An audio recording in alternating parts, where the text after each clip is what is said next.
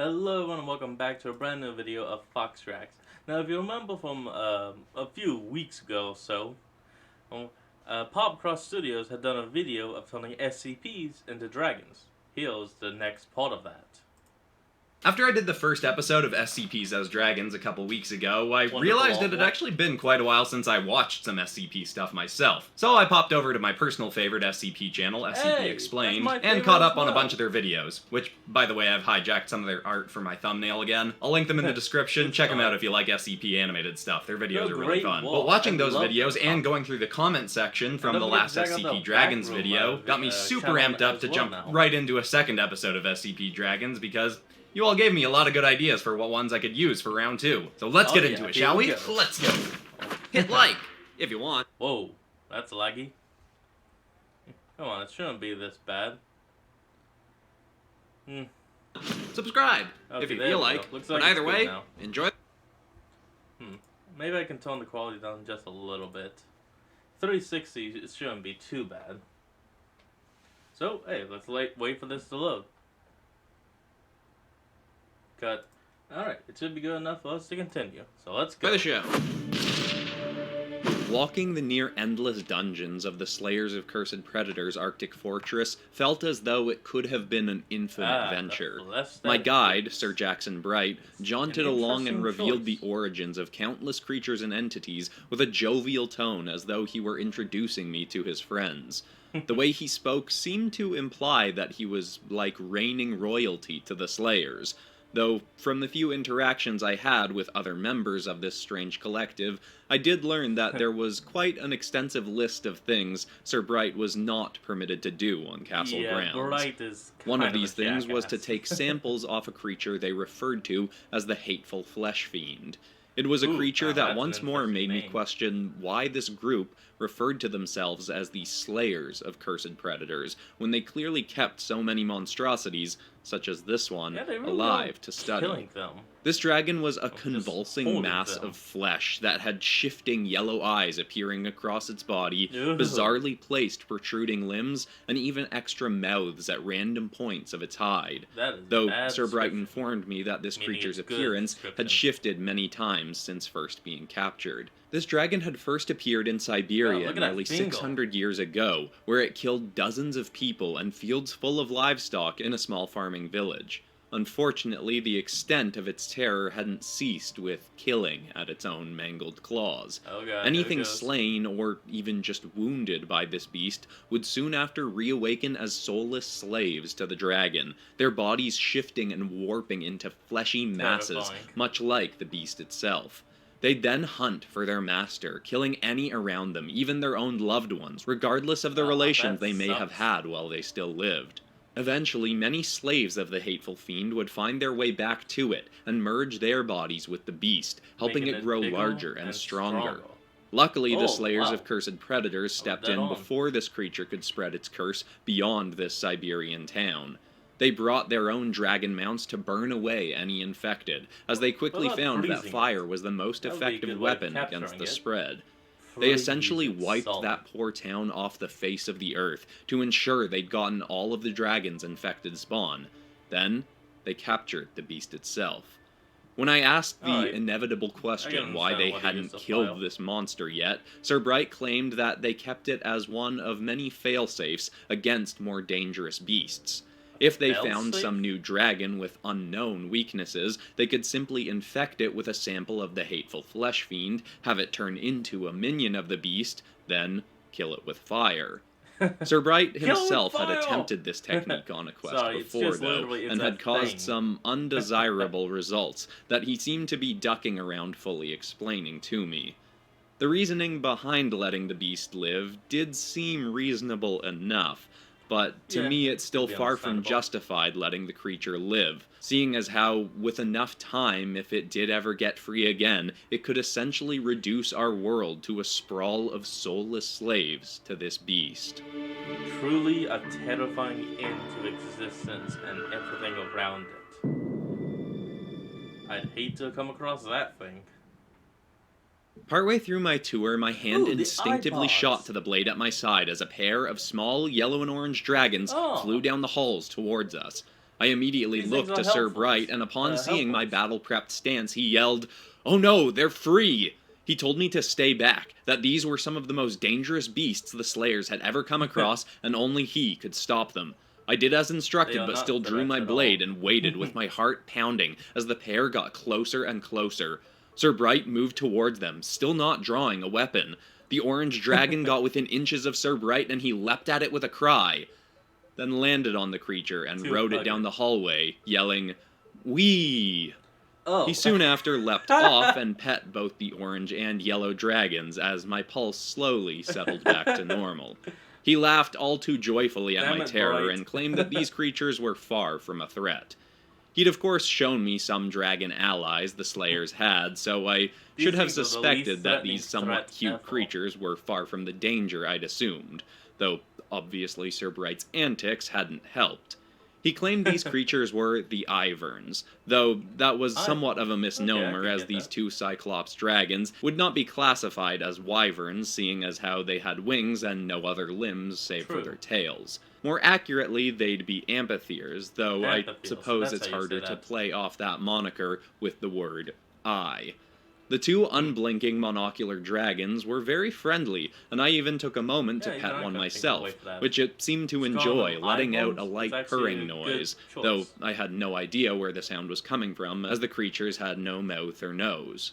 Sir Bright informed me that these two were more so like pets to the Slayers than they were field assets, but they had proven They're themselves literally useful when cats. certain creatures had broken free from containment.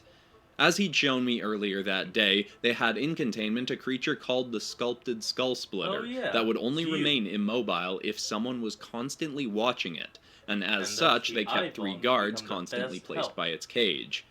But there had been a time when they only kept 2 on guard.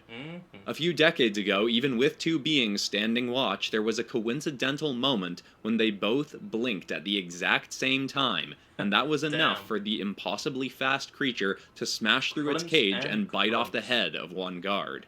The second guard may have opened their eyes fast enough to freeze the creature for a few more moments, but inevitably they would have to blink, and the creature ended up killing them as well. Oh yeah. The dragon then rampaged through There the was no halls, killing stopping it. dozens of people, and was so fast that it was near impossible for the infantries hunting after it to find and catch.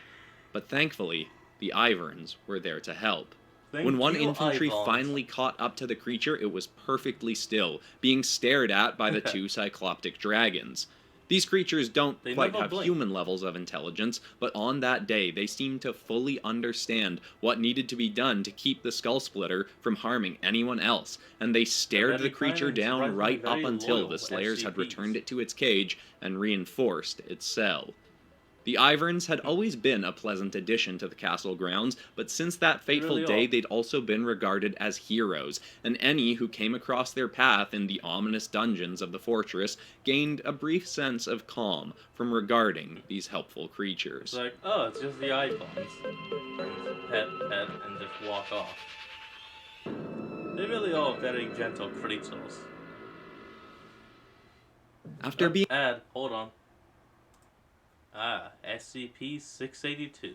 The Hall to Destroy a Reptile.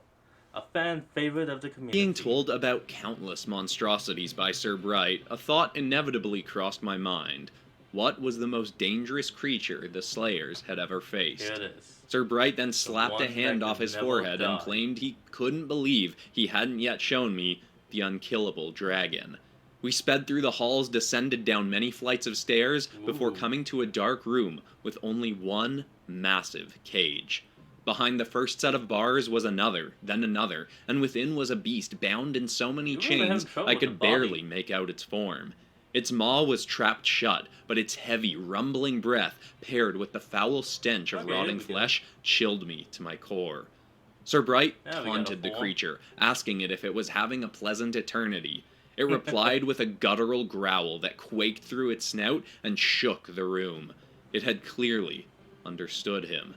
Sir Bright then informed me that it's this easily was the pissed off. unkillable dragon, a creature that had been one of the very first the Slayers of Cursed Predators had ever hunted, even before they began caging and studying dragons, and that this one had essentially driven them to do so. I mean, The dragon yeah, I was gotta completely originally smaller understand. in size, and a simple band of 4 Wait, slayers swallow? had found it, fought it, and slain it. Or so they thought. Huh. They'd stabbed a blade straight through its head, only to find that Wait, not an hour I later, get it it now. reawoke and its head had grown an external skull. When they tried to stab it again, their blades cracked off its altered head. Nice. They then stabbed through the top of its neck, only for bony plates to grow from there soon after. They Okay, cut I the get it wings off now. its back to keep it from fleeing, and it sprouted new wings from its forearms. Anything they Hmm. tried to do to kill or wound the beast just resulted in it rapidly adapting. The creature Mutation managed to kill adaptation many troops of unkillable. knights sent after it before the Slayers finally deemed it necessary to cage the beast and tried dozens of tactics in rapid succession until they could finally slay it. They tried burning it, freezing it, having it struck by lightning, cursing it, tearing its limbs apart, and And all every that single stuff just made attempt it only stronger. made the creature stronger and stronger. But after their first months of trials, they became fed up and did something truly awful. Oh no. Not yet fully understanding just how unkillable this dragon was, they boarded it onto a ship and sailed it to Japan, where they then placed it, bound in chains, in the territory of a fully grown, Ooh. monolithic shin god. I understood the Oh impulse, as no. these are quite possibly the most lethal species of dragons native to my world, but that battle would only serve to make the already unkillable dragon into Even a more near unkillable. all-powerful monstrosity. The Shin God quickly found and nearly eviscerated the bound dragon with its incredibly powerful and destructive purple flame breath, but of course soon after the Incredible. dragon's body reformed, larger and sturdier, with its chains now destroyed from the prior blast. And It attempted to fight back and shockingly managed to bite through the Shin God's hide, but that really? only caused the creature to spew its toxic blood onto the unkillable dragon. Ooh. Shin God blood is lethal and acidic, and upon contact, the unkillable dragon's body began to bubble, and its dark green flesh This is melted really around it. cool.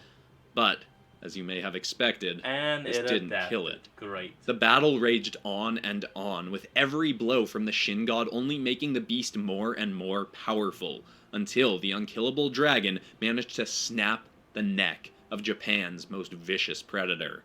The It unkillable snapped dragon the neck. thereafter went on a rampage, Holy killing other Shin crap. gods, mighty ultra beasts, smogging Heaterans, really any living thing it came across, Holy but specifically crap. looking for powerful dragons, seemingly knowing that It fighting them killed would the allow it to Shin grow Godzilla more like it and was more nothing. resilient and mighty itself. It took every resource, knight, and draconic ally at the Slayer's disposal to finally get the creature back in a cage. Oh boy. Since then, other attempts have been made to kill it, but to this day, nothing has worked, and seemingly nothing ever will. So regardless of whether the Truly, Slayers it ever is kill the dragons they have contained above, unkillable. their Arctic fortress will always be necessary to house the heinous, monstrous, unkillable beast. So even if you were to wipe out every dragon on this world, this would be the only one to remain. It's horrifying. I was going to It had say admittedly terrifying, but I surprised me then that the said knights had been horrifying. able to re-contain the Oh, unkillable good deal. dragon after it had Okay. become so apparently powerful, and that led me to asking Sir Bright if there were any creatures they'd come across that they'd been unable to capture. He claimed that in some cases they left a Ooh. dragon or entity out in the wild, but managed to keep it regulated to a certain uninhabited land or island. That can be An example he understandable. first mentioned was the island of the Phasbian Kingdom, a land cursed by its cruel king Willisaf Tyrion that I'd only recently dealt with myself. Willisaf Them Tyrion. having known about that island Nice. made me that much more uncomfortable with the Knight's operation, as if I'd managed to end that whole ordeal with minimal aid, why had the Slayers not done so decades before? My skepticism of this organization dealing with continued no to grow as Phas he led me dragons. from the compound back to our dragon mounts to fly me over a farther region of the Arctic. Eventually we came to a place that was littered with random pillars and statues. There were even some completely out of place tropical trees, Yep, here we somehow go. growing in the midst of the snowy tundra. Eventually, mixed in with the bizarre blend of objects, I saw an The elegant deal. green, deer-like dragon. It had a Ooh. glowing ring behind a cascade of antlers and hovering ice shards. It trotted peacefully Ooh, in the snowy that's landscape incredible. and looked to me to be totally free. But Sir Bright informed me this was not so. This creature had come to tried our it world stealth. from beyond the stars decades ago. It wasn't inherently cruel like some of the other dragons they'd hunted, but it was far too powerful to be left unchecked. He called it the Verdant Elderbuck, and it had the ability to fire a beam from its antlers that could convert objects into completely different materials. It could turn ice to stone, flames to water, even human beings into pillars of marble. It would only attack if threatened, but its aim was far from perfect, and when it went to arms against another dragon or beast, there could be significant collateral damage. This was why the Slayers had led it here, to a barren landscape where it couldn't harm any other creatures, save for a few beasts that made the deep Arctic their home. He seemed to anticipate my next coming question and told me that they were able to keep it from leaving this region through a series of rituals regularly enacted by members of the Slayers. These rituals involved bards playing music for the creature, performances such as plays being enacted for its entertainment, and so on. Sir Bright seemed to keep the explanation and extent of the rituals vague, and that made me all the more concerned about what else they may be doing to keep this creature sated. But before I could press for more, he brought me back to the fortress, and I was once more distracted by even more fearful beasts that they had locked away. Can't wait to see what he sees next time, because if I know right, this should have been the last dragon.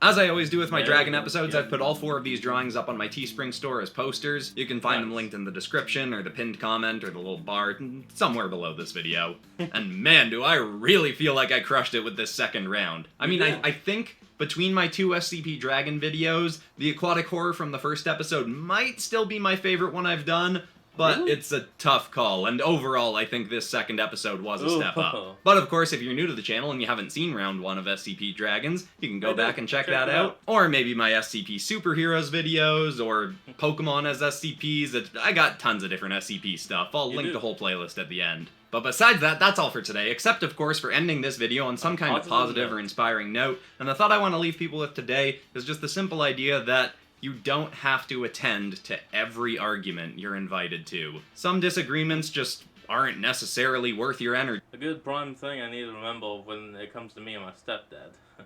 Well, anyway, that's all we're going to end off today's video. So, I want you all to remember to like, comment, and subscribe for more. Down in the description will be a link to the original video, so remember to support the original creator on all they do. And I'll see all of you folks next time. Have a good one out there. Peace.